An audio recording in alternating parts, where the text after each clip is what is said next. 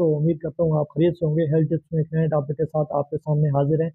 आज का जो हमारा टॉपिक है वो है स्कॉर्पियन बाइट, यानी कि बिच्छू का काटना। सबसे पहले तो आपसे रिक्वेस्ट है, अगर आप मेरे चैनल पर नए हैं तो लाइक शेयर और सब्सक्राइब जरूर करें ताकि आपको मज़ीद मालूमाती वीडियो मिल सके। तो नाज़रीन चलते हैं आज के टॉपिक पर, बिच्छू का काटना। सबसे पहले तो जो है बिच्छू ये ज़्यादातर गर्म इलाकों यानी कि पाकिस्तान, इंडिया, बांग्लादेश और श्रीलंका में ज़्यादा पाया जाता है, और ज़्यादातर ये गर्मी के महीनों यानी कि मई से लेकर अगस्त तक का जो दौरानिया उसमें ज़्यादा पाया जाता है।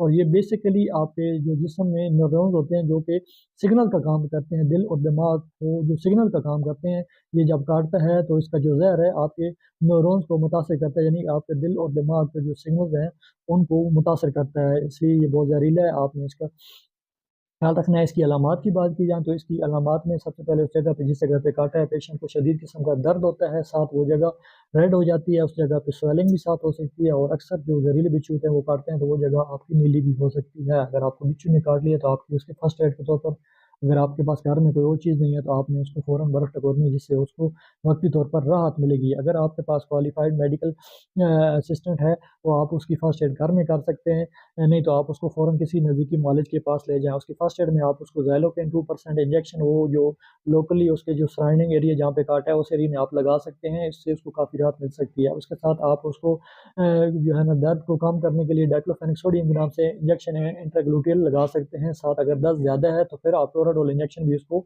इंट्रावेनस डस्ट वाटर में डिलूट करके लगा सकते हैं। और साथ उसकी इन्फ्लेमेशन और सोजिश को कम करने के लिए आप उसको हाइड्रोकार्टिजोन इंजेक्शन जो है स्टेरॉइड इंजेक्शन होता है वो आप उनको इंट्रावेनस आप उसको लगा सकते हैं।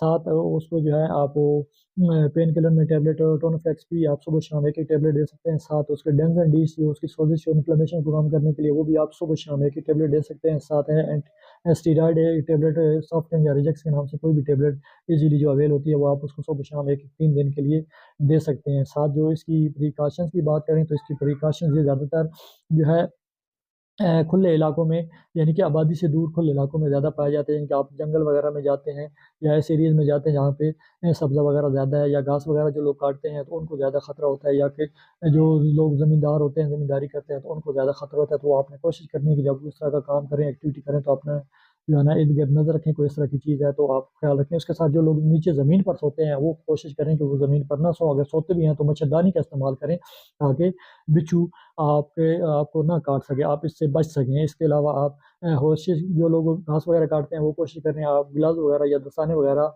पहन के हाथ का जो है हाथ घास काटें, जिससे भी आप वो बिच्छू के काटने से बच सकते हैं।